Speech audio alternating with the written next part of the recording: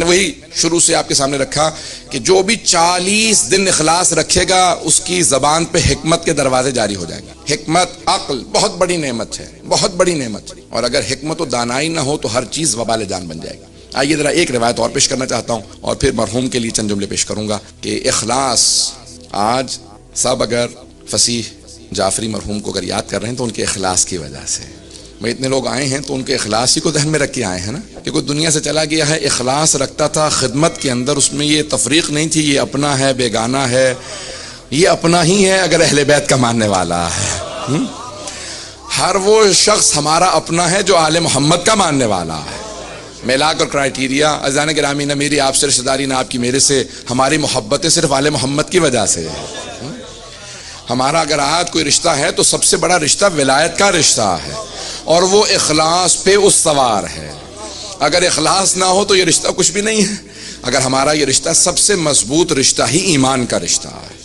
عزیزان گرامی، جناب امیر علیہ السلام ایسے ایسے لوگوں کو اپنا لیتے ہیں، کہا کہ مجھے شوق ہے میری تم سے عزیز رشتہ داری ہو، مراد قیس کے بیٹے سے کہا نا، اور پھر ان کی دونوں بیٹیوں کو اپنے دونوں بیٹوں سے بیاہا، امام حسن حسین سے جناب رباب کے والد سے کہا، کیوں؟ کہا کہ تمہارا ایمان اتنا مضبوط ہے کہ میں چاہتا یہ ہوں کہ تمہاری مجھ سے عزیز داری ہو۔ اگر جناب امیر افتخار محسوس کریں کسی سے عزیز داری میں تو سوچئے کتنا معیار بلند ہوگا۔ اب سمجھ میں آتا ہے جناب زینب و جناب ام کلثوم سے امید کیا تھی؟ اسی بات کی امید تھی جو انہوں نے کردار پیش کیا کہ اتنی قربانیاں دی، ہر بات پہ صبر کیا، اتنی قربانیوں کے بعد صبر کیا۔ لیکن جو ہمارا لاکھوں درود و سلام ہو جناب رباب پہ کہ خاندان اہل بیت سے نہیں تھی، بیاہ کی آئی تھی، لیکن وہ کردار پیش کیا جو جناب زینب چاہتی تھی۔ پتہ نہیں بات پہنچا پا رہا ہوں یا نہیں، کہ جناب زینب کبریٰ ان کو بار بار کہتے ہیں رباب تمہارا صبر پہ سلام ہے، کتنی قربانیاں ہوں گی اس بی بی کی، میں ہمارا لاکھوں درود و سلام، ہاں خانوادہ اہل بیت پہ ہماری جانیں قربان ہیں، لیکن ہماری جانیں ان پہ بھی قربان ہیں جو آل محمد پہ اپنی جان قربان کر رہے ہیں۔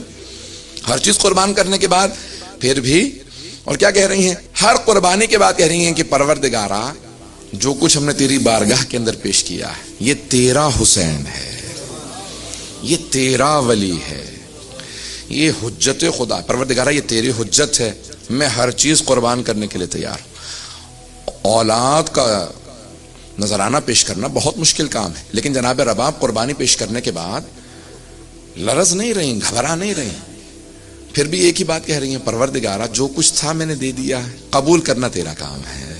کیوں آج نام باقی ہے؟ ان ہستیوں کے کیوں نام باقی ہیں؟ اس لیے کہ ان کا اخلاص اتنا بلند تھا کہ خداوند متعال نے ان کی ان نیتوں کی وجہ سے آج تک آل محمد کے نام کے ساتھ ان کے نام کو باقی رکھا۔